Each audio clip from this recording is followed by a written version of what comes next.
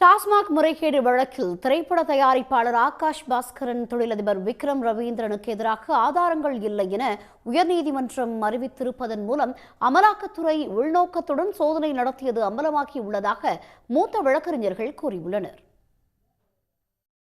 டாஸ்மாக் நிறுவனத்தில் 1000 கோடி ரூபாய் முறைகேடு நடைபெற்றதாக கூறப்பட்ட வழக்கில் திரைப்பட தயாரிப்பாளர் ஆகாஷ் பாஸ்கரன், தொழிலதிபர் விக்ரம் ரவீந்திரன் வீடுகளுக்கு அமலாக்கத்துறை சீல் வைத்ததை எதிர்த்து சென்னை உயர்நீதிமன்றத்தில் இருவரும் வழக்கு தொடர்ந்தனர்.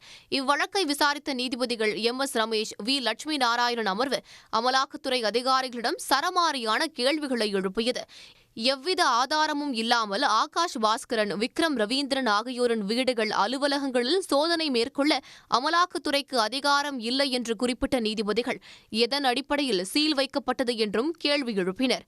சீல் வைக்க தங்களுக்கு அதிகாரம் இல்லை என ஒப்புக்கொண்ட அமலாக்கத்துறை சீலை அகற்றவும் ஒப்புக்கொண்டது. இருப்பினும் அமலாக்கத்துறை தாக்கல் செய்த ஆவணங்களில் முறைகேடு தொடர்பான ஆதாரங்கள் இல்லாததால் டாஸ்மாக் வழக்கில் மேல் நடவடிக்கைகளுக்கு தடை விதித்து நீதிபதிகள் அதிரடியாக உத்தரவிட்டனர்.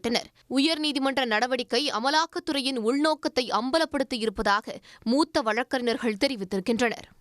யாரோ ஒரு சிலர் சொல்லக்கூடியவர்கள் எஜமானர்கள் சொல்வதற்கு திருப்திப்படுத்துவதற்காக ஒரு அன்றைக்கு பத்திரிகையில் வர வேண்டும், அன்றைக்கு ஊடகங்களில் மிகப்பெரிய அளவில் வெளிச்சம் போட்டு காட்ட வேண்டும், அதன் மூலமாக அரசியல் பழிவாங்கும் நடவடிக்கை எடுக்க வேண்டும் என்பதற்காகத்தான் இப்படிப்பட்ட சோதனைகளாம் நடக்கிறதே தவிர இதன் மூலமாக இவர்கள் சாதித்தது என்ன என்பதை பொதுமக்கள் கேட்கிறார்கள். அதே சமயத்தில் ஏற்கனவே அமலாக்கத்துறை வழக்கு பதிவு செய்யப்பட்ட வழக்குகளிலே எத்தனை வழக்குகளை இவர்கள் முழுக்க அறிக்கை தாக்கல் செய்திருக்க சார்ஜ் ஷீட் போட்டிருக்கிறார்கள்.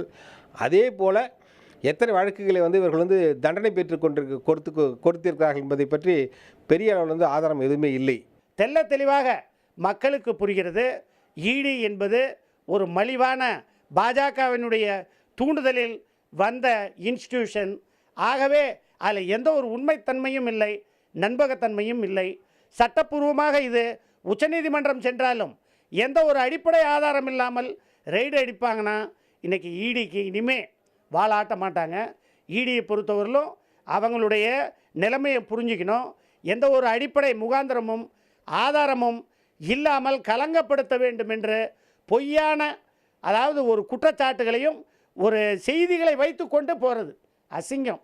நீதிமன்றம் ஒரு முறை இல்லை, 2வது முறை வாய்ப்பு கொடுத்தும் கூட எந்த விதமான ஆதாரத்தையும் அவங்களால கொடுக்க முடியாத போது இடி டிபார்ட்மெண்ட் போய் இப்படி கொடுப்பதுங்கிறது இந்த சட்டம் ஏற்கனவே நாடு முழுவதும் இருக்கக்கூடிய விமர்சனம். இந்த சட்டம் ஆளுங்கட்சிக்கு எதிரானவர்களுக்கு எதிராக பயன்படுத்தப்படுது அப்படிங்கிறதும், தனி மனித யாரையெல்லாம் பிடிக்கலையோ அவர்களுக்கு எதிராக இது பயன்படுத்தப்படுது அப்படிங்கிற குற்றச்சாட்டை உறுதிப்படுத்துவதாக தான் இருக்கிறதா பார்க்க முடியுது.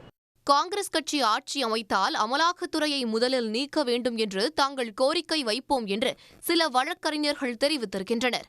காவல்துறையினர் குறைந்தபட்ச ஆதாரத்தை வைத்துக் கொண்டுதான் சோதனையே நடத்துவார்கள் என்று கூறும் சில வழக்கறிஞர்கள் அந்த நடைமுறை கூட அமலாக்கத்துறையிடம் இல்லை என்றும் குற்றம் சாட்டியுள்ளனர்.